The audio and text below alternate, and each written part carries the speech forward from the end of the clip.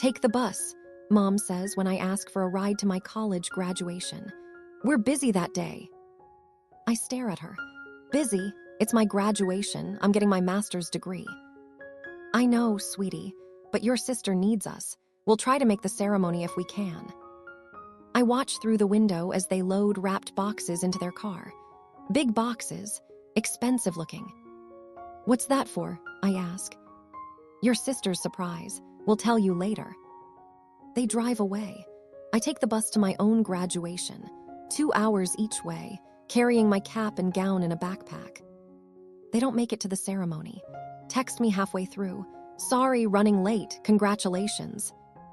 I graduate with honors, master's degree in engineering, job offer from a top firm, no family there to see it. That night, I see the Instagram post. My sister Vanessa, 22 years old, standing next to a brand new Bentley, white with custom interior, $300,000. Caption, "Best parents ever, graduation gift of my dreams." She graduated college with a basic business degree and barely passing grades, while I took the bus to get my master's. But let me back up. Let me tell you about the 27 years I spent being the invisible daughter and what happened when I finally made them see me. I was the older sister, the responsible one, the one who got straight A's because that was expected, not celebrated. Vanessa was the baby, the princess, the one who could do no wrong even when she did everything wrong. The favoritism started early. When I was 7 and Vanessa was 2, I remember Mom cooing over every little thing Vanessa did.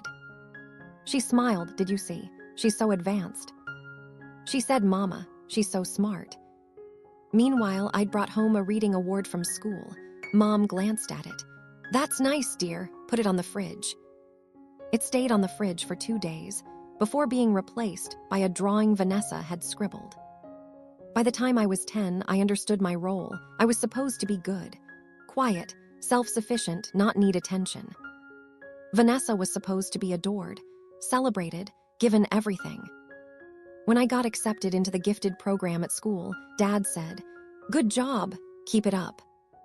When Vanessa made the cheerleading squad in middle school after trying out 3 times and barely making it, they threw her a party. Invited everyone. Bought her a custom uniform that cost $300. I went to state finals for the science fair, won 3rd place. They didn't come because Vanessa had a cheerleading competition the same day. "You understand, right?" Mom said. "Vanessa needs us there. She gets nervous performing." I get nervous too. "But you're stronger. You can handle it." That became the refrain. I was stronger. I could handle it. I didn't need them the way Vanessa did. So I stopped asking for things, stopped expecting them to show up, stopped competing for attention I would never receive. I focused on school, got perfect grades, full scholarship to a prestigious university, graduated summa cum laude with a degree in mechanical engineering. My parents came to my college graduation, showed up late, left early, didn't take photos. "We wanted to beat traffic," Dad explained. Meanwhile, Vanessa was starting college, at a mediocre state school, with average grades, on my parents' dime because she didn't qualify for scholarships.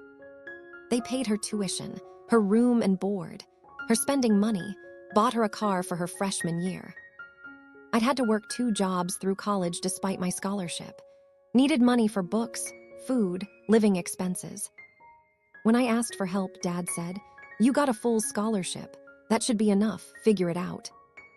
So I did, worked 40 hours a week on top of full-time classes, graduated debt-free but exhausted. Then I got accepted into a master's program, top engineering school, full ride plus a stipend. I was proud, called my parents to tell them. "That's great," Mom said. "How long is the program?" 2 years. 2 more years of school. When are you going to get a real job? "This is preparation for a real job. I'll make 6 figures when I graduate." "If you say so." "Oh, Vanessa got cast in a local commercial. Isn't that exciting?" Vanessa was 20, still in college, and had been cast in a local furniture store commercial. 30 seconds. No lines, just sitting on a couch looking pretty. My parents talked about it for weeks, posted about it on Facebook, told everyone they knew. I published a research paper in a respected engineering journal. They never mentioned it. That was my life, achieving things that went unnoticed while Vanessa's mediocrity got celebrated. I told myself it didn't matter. I was doing well. I had a future. I didn't need their validation. But it hurt. It always hurt. My master's program was intense. 18-hour days sometimes. Research classes, teaching assistant work. But I loved it. I was good at it. And I was building towards something real. In my second year, I got recruited by 3 major tech companies, all offering 6-figure starting salaries, benefits, stock options.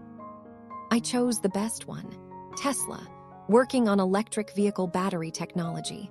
Dream job, starting salary of $130,000. I called my parents to tell them. I got the job at Tesla. I start 2 months after graduation.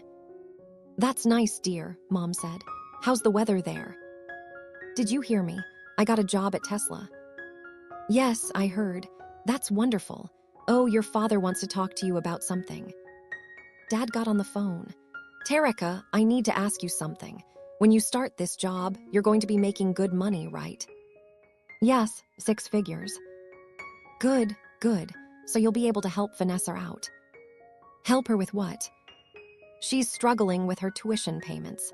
We're covering most of it, but she needs spending money for sorority dues and social events. Could you send her maybe $500 a month? I was silent, processing what he just asked. You want me to send Vanessa money for sorority dues? Just until she graduates. She's having such a hard time making ends meet.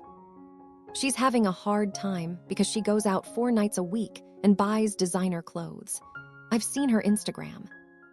Don't be judgmental. She's young. She deserves to enjoy college. I worked 40 hours a week during college. She can get a part-time job. She doesn't have time for a job. Her classes and sorority take up all her time. Her classes that she's barely passing. Tereca, don't be cruel. Not everyone is academic like you. Vanessa has other strengths. I wanted to ask what those strengths were, but I didn't. Just said I'd think about it and hung up. I didn't send Vanessa money. Ignored Dad's follow-up texts about it. Focused on finishing my thesis, on preparing for graduation, on starting my new job. The graduation ceremony was scheduled for a Saturday in May.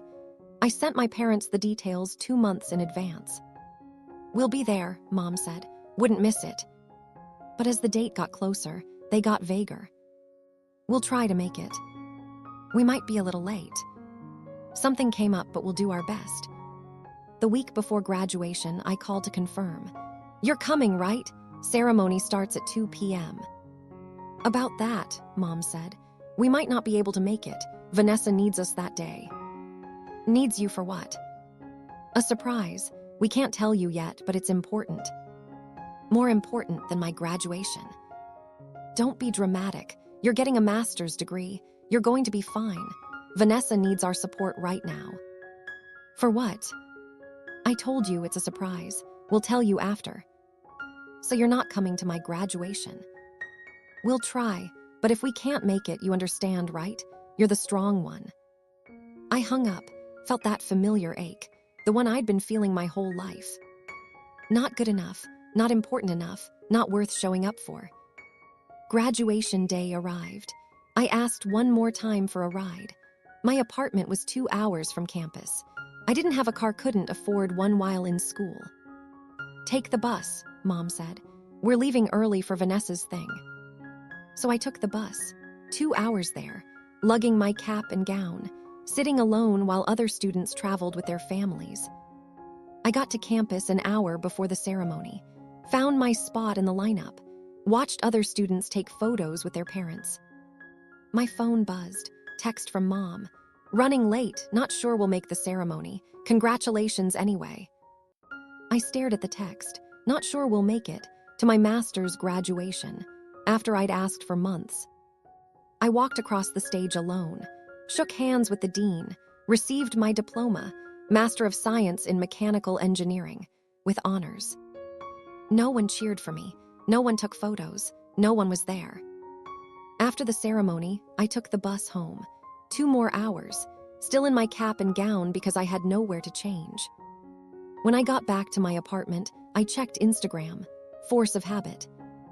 That's when I saw it, posted 3 hours ago. Vanessa standing next to a white Bentley.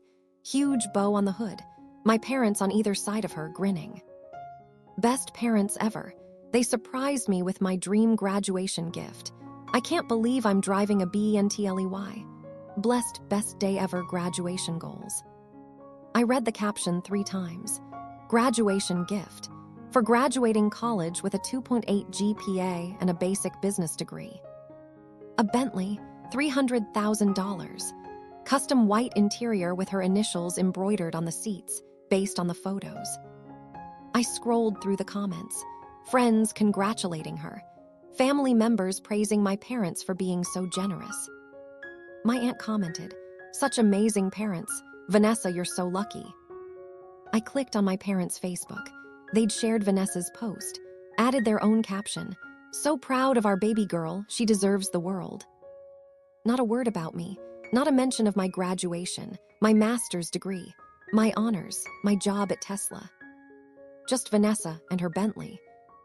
I sat in my empty apartment, still in my cap and gown, and I started laughing. Not happy laughter, bitter laughter, because the absurdity was too much. I took the bus to my master's graduation, while they bought my sister a car worth more than most people's houses. And they didn't even pretend to feel guilty about it. I didn't call my parents that night, didn't text, didn't congratulate Vanessa on her Bentley. Just sat in my apartment, processing. 27 years of being the invisible daughter had led to this. Taking the bus to my own graduation while they gave my sister a luxury car. My phone buzzed, text from Vanessa. "OMG, did you see my new car? Mom and Dad surprised me. It's amazing." I typed and deleted 5 different responses. Finally settled on, "Saw it, congratulations. You should come see it, it's so beautiful. The leather seats are custom. I'm busy, new job starts soon." "Oh right, your job thing. That's cool too, I guess." My job thing. $130,000 starting salary at Tesla.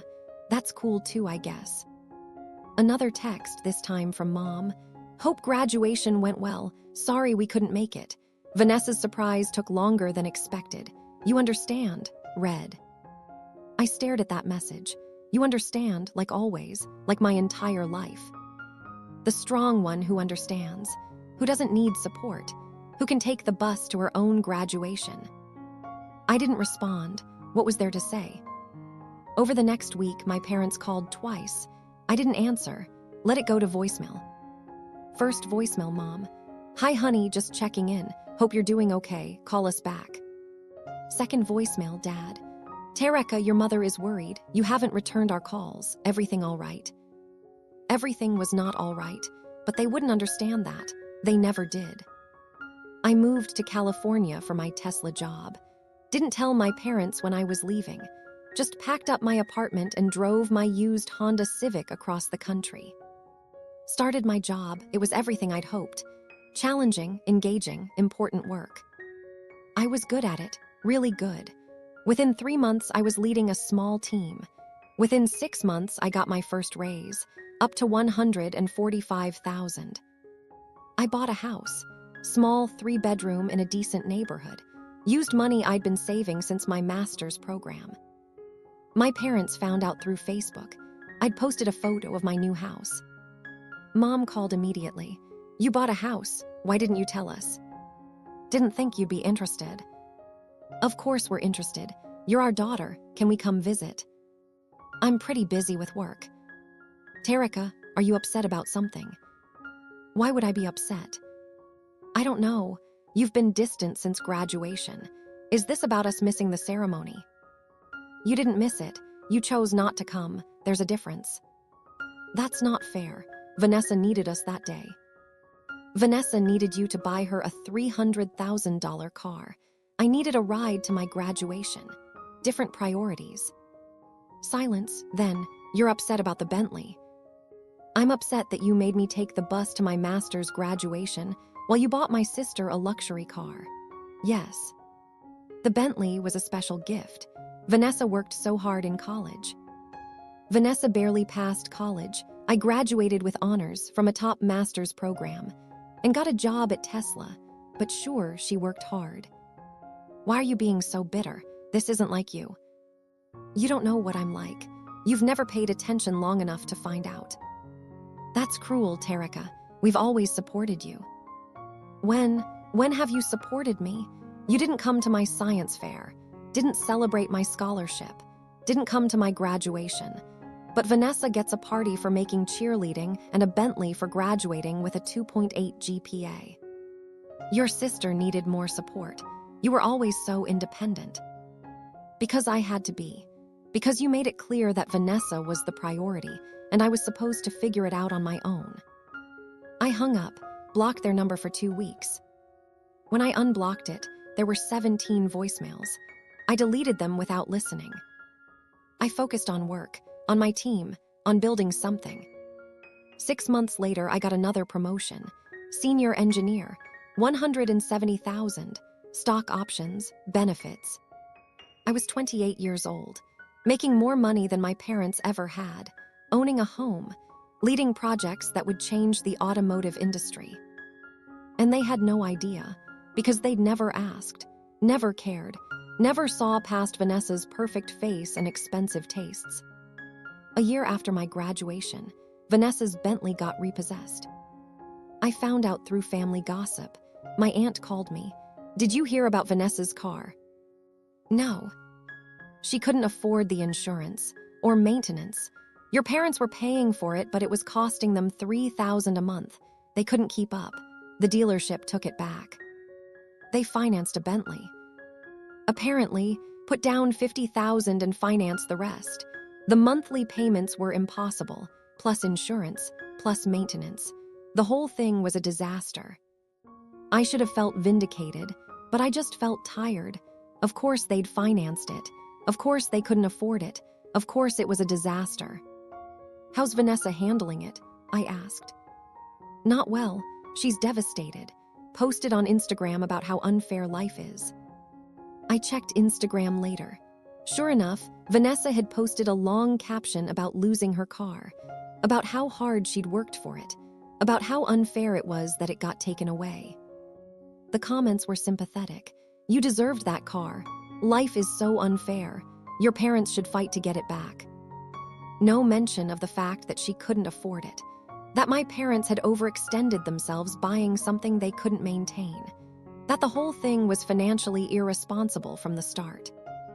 Just Vanessa playing the victim, like always.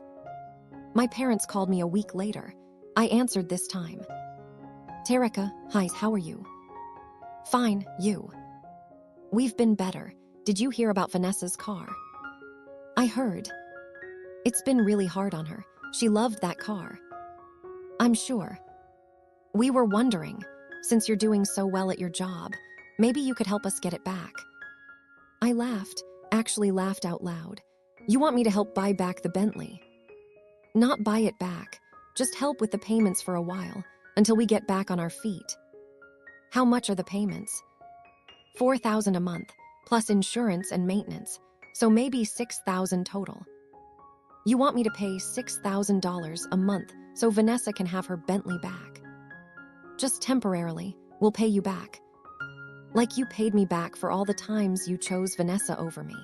Like you paid me back by coming to my graduation. Tereca, please, don't bring up the past. The past? This was a year ago. And you want me to spend $72,000 a year on car payments for a sister who couldn't even text me congratulations on my master's degree. She did text you. She said my job was cool, I guess. That's not congratulations. That's dismissal, just like you've dismissed me my entire life. We haven't dismissed you. I took the bus to my graduation, the bus, while you bought her a Bentley. Don't tell me I haven't been dismissed. I hung up, blocked their number again. This time, I kept it blocked for 6 months. I didn't need them, didn't need their drama. didn't need to be the solution to problems they created by spoiling Vanessa. I focused on work, got another promotion, principal engineer, 200,000 salary, more stock options, a team of 12 people. I was succeeding, building wealth, creating a life I was proud of. Without them, Vanessa tried to reach me too, through Instagram DMs. "Hey sis, long time no talk, how's California?" I didn't respond. "I know you're mad about the car thing, but it's not my fault it got repossessed." Still didn't respond. "Mom says you're making good money. Think you could loan me some? Just like 10K to get back on my feet." I blocked her too. I was done. Done being the bank. Done being the responsible one who fixed everyone else's problems. Done being invisible until they needed something. 2 years after my graduation, my company went public. My stock options were suddenly worth real money. A lot of money. I'd been there 3 years, had accumulated significant equity. When the IPO hit, my shares were worth almost $2 million. I was 30 years old, worth over $2 million, plus my salary, plus my home equity. I'd made it, really made it, all without my parents' support. The news got out through mutual friends. I hadn't told anyone in my family, but someone saw the employee stock announcement. My phone started ringing. Parents, Vanessa, aunts, uncles, cousins I hadn't spoken to in years. I ignored all of them. Finally, my mom showed up at my house. Flew to California, showed up on my doorstep. "We need to talk," she said. "How did you get my address?" "Your aunt, can I come in?" I let her in, didn't offer her anything to drink. We sat in my living room, the one I'd furnished myself, in the house I'd bought myself. "Is it true," Mom asked, "about the stock?" "Depends what you heard." "That you're a millionaire?" "Yes." She looked around my house, at my furniture, my life. "You never told us." "You never asked." "Tereca were your parents. We deserve to know." "Deserve? You deserve nothing. You made me take the bus to my graduation while buying Vanessa a Bentley. You don't get to deserve information about my life. We made mistakes, I understand that now, but we're family. Family shows up. Family celebrates achievements. Family doesn't make you take public transportation to your master's graduation." Mom started crying. "I'm sorry, we're sorry. We should have been there, should have made you a priority." "Yes, you should have, but you didn't, and now you're here because you heard I have money." "That's not why." "Then why? Why now? You ignored me for 2 years, didn't call on my birthday, didn't visit, didn't ask about my job. But the second you hear I'm worth millions, you show up." She couldn't deny it, just sat there crying. "What do you want, Mom?" "Your father and we're in financial trouble. The Bentley situation put us in debt. We took out a second mortgage to cover the payments. We're struggling. And you want me to bail you out. We want your help, as family." "How much?" 50,000, maybe 75, just to get us out of the hole. The hole you dug spoiling Vanessa. "Please, we're desperate." I thought about it, about the years of neglect, the missed events, the graduation I attended alone, the bus ride in my cap and gown. "No," I said. "No. I'm not giving you money, not 50,000, not $50, nothing. But you have millions. And you had the chance to support one daughter who was actually working hard and building something. Instead, you threw money at the daughter who contributes nothing. Now you live with those choices." "Tereca, please." You made your choice. Every single time you chose Vanessa over me, you made a choice. Every event you missed, every achievement you ignored, every time you told me I was strong enough to handle it alone, those were choices. We were wrong. Yes, you were. And now you get to be wrong without my money fixing it. What are we supposed to do? What you told me to do my whole life. Figure it out, be strong, handle it. I stood up, walked to the door, opened it. "I think you should leave." Mom stood up slowly, walked to the door, turned back. "When did you become so cold?" When I sat on a bus to my own graduation because my parents were too busy buying my sister a car. That's when. She left, I closed the door. And I felt nothing. No guilt, no regret, just relief. They'd made their choices. Now they could live with them. Just like I'd lived with mine. 6 months after Mom's visit, Vanessa reached out. Not through Instagram, through LinkedIn, professional message. Hi Tereca, I know we haven't talked in a while, but I wanted to reach out. I'm job hunting and I see you're a principal engineer at Tesla. I was wondering if you could refer me. I'd really appreciate it. I read the message 3 times. Vanessa wanted a referral to work at my company after everything. I clicked on her profile. Bachelor's degree in business, 2.8 GPA, 3 years of social media influencer as work experience, currently between opportunities. No actual job experience, no relevant skills, nothing that would qualify her for any position at a tech company. I responded, "What position are you interested in?" "Anything really, maybe marketing or communications, I'm flexible." "Do you have any experience in automotive marketing or tech communications?" "Not specifically, but I'm a fast learner, and I have 50K Instagram followers, so I know social media." I stared at the message. She had to be joking. "Vanessa, Tesla looks for specific experience and skills. What software do you know? What campaigns have you run? What metrics can you show?" "I don't have specific examples, but I'm really passionate about cars. And I think I'd be great at social media for Tesla." She wanted me to refer her damage my professional reputation for a job she was utterly unqualified for, based on passion and Instagram followers. "I can't refer you without relevant experience. Sorry." "Are you serious? I'm your sister. You're really not going to help me." "I'm not going to refer someone unqualified and risk my professional credibility, even for family." "Wow, Mom was right. You have changed. You used to be nice. Now you're just a selfish bitch who forgot where she came from." I blocked her on LinkedIn too. But she didn't stop. Sent messages through Facebook, through email, through mutual friends. All variations of, "I can't believe Tereca won't help me. She has this great job and she won't even give me a chance. She's so selfish." My aunt called. "Vanessa says you refuse to help her get a job." I refuse to refer someone unqualified. "But she's your sister. And I'm a professional with a reputation to maintain. I'm not risking that for someone with 0 relevant experience." "You've really become cold, Tereca. Success has changed you." "No, being ignored my whole life changed me. Success just gave me the option to set boundaries." Word got around the family. I was the cold, selfish daughter who wouldn't help her sister, who'd forgotten her family. No one mentioned that I'd taken the bus to my graduation. No one mentioned the Bentley.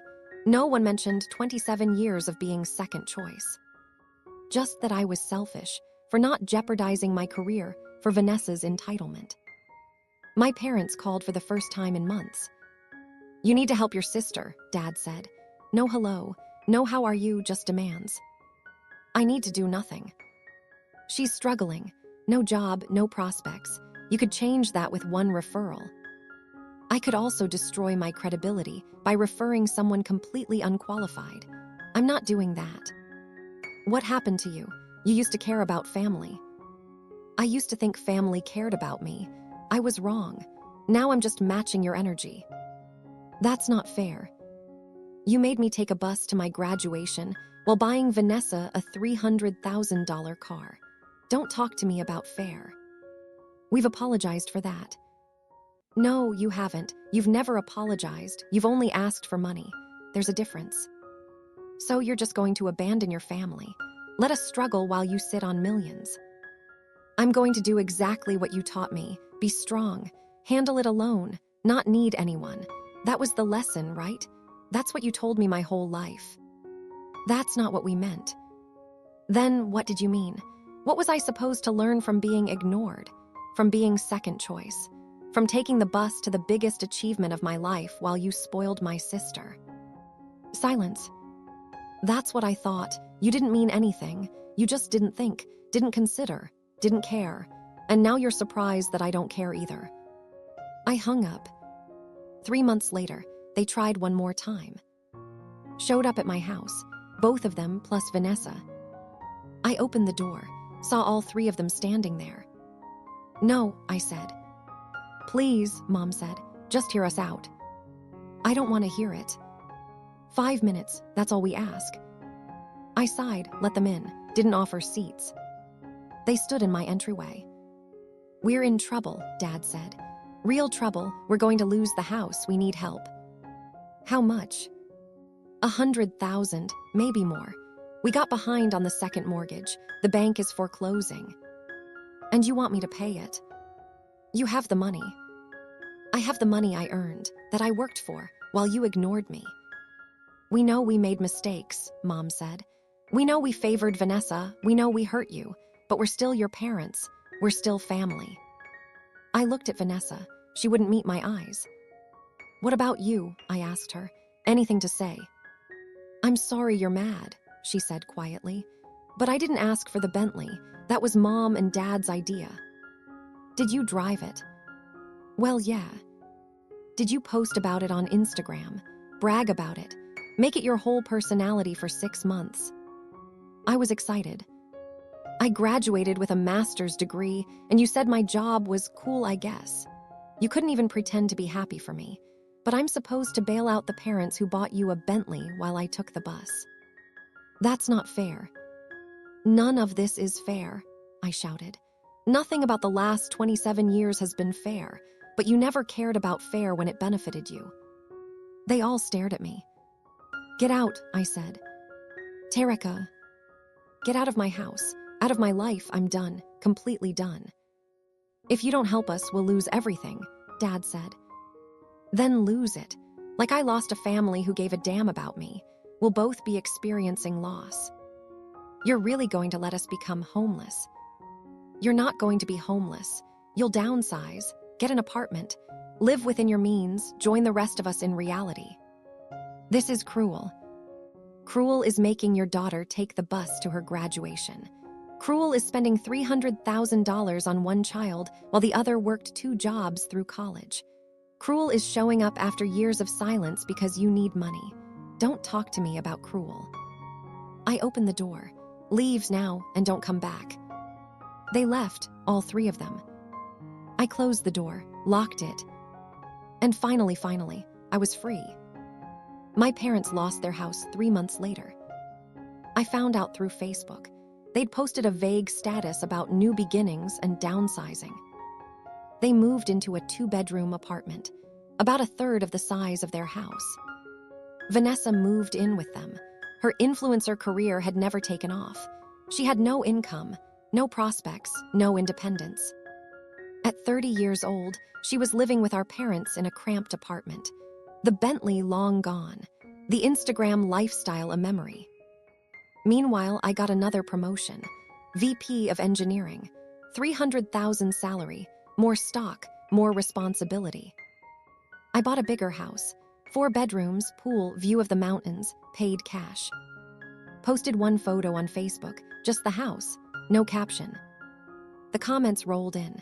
Congratulations, beautiful home, you've earned it. My parents didn't comment, neither did Vanessa. But my aunt did. Some of us are struggling while others show off their wealth. Must be nice. I deleted the comment, unfriended her. I was done with people who only saw me as a bank account or a show-off. Done with family who thought success was shameful unless they benefited from it. 6 months later, I got a message from Vanessa. I need to talk to you. It's important, please. I ignored it. She sent another. Please, Tereca, I'm begging you, I need help. Against my better judgment, I responded. What? Can we meet, in person? No. Please, I'll come to you. I'll fly out. I just need to talk to you face to face. Whatever you need to say, you can say here. Long pause, then, I'm pregnant. I stared at the message. Congratulations, I typed. The father bilayed, I have no money. No job, I'm living with Mom and Dad. I can't raise a baby like this. So get a job. I've tried. No one will hire me. I have no experience. Whose fault is that? Tereca, please. I know I messed up. I know I took you for granted. I know I was a spoiled brat, but I'm trying to change. I'm trying to grow up, and I need help. What do you want from me? Money. I need money for the baby, for prenatal care, for everything. Mom and Dad can't help. They're barely surviving. And you think I should pay for your baby? You're my sister. You have millions, I have nothing, please. I sat with that for a long time, thought about the pregnant, desperate woman on the other end, my sister, the one who'd been given everything and had nothing to show for it. Part of me wanted to help, wanted to be the bigger person. But the bigger part remembered sitting on a bus in my cap and gown, remembered graduating alone, remembered 27 years of being invisible. No, I typed. What? No, I'm not paying for your baby. You're an adult. Figure it out. How am I supposed to figure it out? Get a job, any job, retail, food service, anything, work your way up. Budget, save, live below your means, do what I did. That's not fair. You had advantages. I laughed, actually laughed. I had advantages. Vanessa, you got a Bentley for college graduation. I got a bus ride. What advantages did I have? You're smart. Things come easy to you. Nothing came easy. I worked my ass off. 2 jobs through college. 18-hour days in my master's program. I earned everything I have. You were handed everything and you squandered it. So you're just going to let me struggle. Let your niece or nephew grow up in poverty. I grew up ignored and invisible. Your kid will survive not having a Bentley. You're a heartless bitch. Maybe, but at least I'm a financially secure, heartless bitch who doesn't need to beg family for money. I blocked her, for good this time. 2 weeks later, my parents made one final attempt. They sent a letter, physical mail, to my house. I almost threw it away without reading it, but something made me open it. It was from my mother, handwritten, 3 pages. Dear Tereca, I don't expect you to forgive us. I'm not even sure we deserve forgiveness, but I need you to understand something. You're right about everything. We favored Vanessa. We neglected you. We took you for granted because you were strong and capable and we thought you didn't need us. But the truth is worse than that. We didn't just think you didn't need us. We were jealous of you. You were smart, driven, successful, everything we weren't. Every achievement you earned made us feel like failures as parents, not because you were failing, because you were succeeding without us. Vanessa needed us. She couldn't do anything on her own, and that made us feel necessary, important, like good parents. So we poured everything into her. Money, time, attention. And we told ourselves it was because she needed it more. But really, it was because helping her made us feel valuable. With you, we felt useless. You didn't need help. You figured everything out. You were going to be successful no matter what we did, so we convinced ourselves you didn't need us at all. We were wrong, so wrong. You needed us. You needed us to show up, to celebrate you, to be proud of you, and we failed. The Bentley was the culmination of our failure. We couldn't afford it. We knew that. But Vanessa wanted it, and we wanted to feel like good parents, so we bought it anyway. And in doing so, we showed you exactly how little we valued you. I can't take that back. I can't undo missing your graduation. I can't undo 27 years of neglect. But I need you to know, we see it now. We see what we did. We see who you are. And we're so proud of you. Not because you're rich, not because you're successful, but because you became an incredible person despite us. Because you're strong and principled and you know your worth. You don't owe us anything. Not money, not forgiveness, not a relationship. But I wanted you to know that we finally understand. We finally see you. I'm sorry. Your father is sorry. We're so sorry. Love, Mom. I read the letter 3 times, cried through all 3 readings. It was the apology I'd needed my whole life. The acknowledgement, the understanding. But it was also too late, way too late. They saw me now, when I didn't need them anymore, when I'd built a life without them. They understood now, after the damage was done. I put the letter in a drawer, didn't respond. Because some things can't be fixed with words. Some betrayals go too deep. 3 years after my graduation, I got married. His name was David. We'd met through work. He was brilliant, kind, and completely unimpressed by my family drama. "They sound toxic," he said when I told him the story. "You're better off without them." We got married in a small ceremony. 20 people, close friends, David's family, no one from my side. I didn't send my parents an invitation. Didn't tell them about the wedding. Just got married and posted one photo afterward. My aunt commented, "Sad when someone forgets their family." I deleted the comment, blocked her too. My mother sent a message. "I saw you got married. Congratulations. I wish we could have been there." I didn't respond. Vanessa had her baby, a girl, named her Madison, posted constantly about being a single mom, about how hard it was, about how she was doing it all alone. My parents helped her, watched the baby while she worked her retail job, helped with expenses when they could. They'd finally learned to live within their means. Had to, no choice. Meanwhile, David and I bought a vacation home in Colorado for skiing in the winter and hiking in the summer. Posted one photo. My aunt commented again, "Must be nice to have money while family struggles." This time I responded, "Must be nice to have family who showed up to your life events. We both wish we had things we don't have." Then I blocked her. I was done being guilted for my success, done being shamed for having boundaries. My company went public again, another round. My stock was now worth over $4 million. I was 33 years old, worth over $4 million, VP of engineering, married, happy. Everything I'd built without them. On what would have been my 5th anniversary of taking the bus to graduation, I posted something on Facebook. Just a memory, a photo someone had taken of me on the bus that day, still in my cap and gown, looking tired. I'd forgotten someone had taken that photo, but they'd sent it to me a few years later. "Remember this day." I posted it with a caption. 5 years ago today, I took the bus to my master's graduation because my parents were busy buying my sister a $300,000 Bentley. I graduated with honors, got a job at Tesla, started building a life. Today, I'm a VP of engineering worth over $4 million. I own 2 homes. I'm married to an amazing man. And I built it all without the people who couldn't be bothered to show up. If you're struggling with family who doesn't see your worth, keep going. Build your life anyway. Success is the best response to neglect. The post went viral. Thousands of shares, tens of thousands of comments. Most supportive, "You're an inspiration. Family doesn't always mean blood. You deserved better." Some critical, "You're airing family drama publicly. Money doesn't buy happiness. You sound bitter." I didn't care about the critical ones. I'd said what I needed to say. My mother messaged me, "Did you really need to post that? You're humiliating us." I responded for the first time in a year.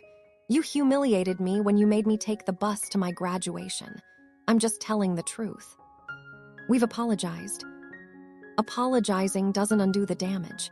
It doesn't give me back my graduation day. It doesn't erase 27 years of being invisible. It just makes you feel better, but it doesn't fix anything for me. "What do you want from us?" "Nothing, that's the point. I don't want anything from you. I don't need anything from you. I've built a life without you, and I'm fine, better than fine." "So we're just dead to you." "You're not dead. You're just not central. You're not my priority. You're not my focus. Just like I was never yours." I blocked her again, final time. Because I'd said everything I needed to say, made my peace, moved on. It's been 8 years since I took the bus to my graduation. I'm 35 now, still VP of engineering. David and I have a daughter. Her name is Charlotte. She's 2 years old and perfect. My parents have never met her. Vanessa has never met her. They don't know she exists. Sometimes people ask if I regret cutting off my family completely. If I worry Charlotte will grow up without grandparents. I don't regret it. And Charlotte has grandparents, David's parents who are wonderful, who show up, who celebrate her, who love her unconditionally. She doesn't need people who only show up when it's convenient, who only value you when you have something to offer. I think about the bus ride sometimes, how humiliating it felt, how alone I was, how much it hurt. But I also think about what came after. The job, the success, the life I built, the boundaries I learned to set. That bus ride taught me more than any graduation ceremony could have. It taught me that I could survive anything, that I didn't need validation from people who refused to give it, that I was enough, all on my own. My parents taught me something too. They taught me exactly who not to be as a parent. When Charlotte has achievements big or small, I show up, every time, no exceptions. When she needs me, I'm there, not just when it's convenient, always. When she succeeds, I celebrate her, loudly, proudly, without jealousy or competition. I'm the parent to her that I needed and never had, and that's enough. The Bentley is long gone. Vanessa is struggling. My parents are barely getting by. And I'm thriving, not because I'm cruel, not because I'm heartless, but because I chose myself. Finally, after 27 years of being chosen last. People still ask if I'll ever reconcile with my family, if money will eventually matter less than blood. The answer is no, because it was never about the money. It was about the bus ride, the missed events, the 27 years of being invisible. The money just gave me the option to say no, to set boundaries, to choose myself. And I'll choose myself every time, just like they chose Vanessa. We all make choices, we all live with them. They chose a Bentley over a daughter. I chose my peace over their guilt. I don't regret my choice. I doubt they regret theirs either, at least, not until they needed something from me. But by then, it was too late. The bus had already left the station, and I was on it, heading toward a future that didn't include them. And I've never looked back. My parents made me take the bus to my master's graduation, while they bought my sister a $300,000 Bentley for graduating college with a 2.8 GPA. Years later, when I'm worth over $4 million as a Tesla VP, they showed up begging for money and asking me to refer my unqualified sister for a job. My extended family says I'm cruel for refusing to help them after they lost everything, but I think they're finally learning the lesson they tried to teach me: independence. Was I wrong to cut them off completely and let them struggle, or did they earn every consequence by choosing my sister over me for 27 years? Drop your honest thoughts in the comments below. If you believe people should face the consequences of their actions, hit subscribe. I have got more stories of justice that will blow your mind.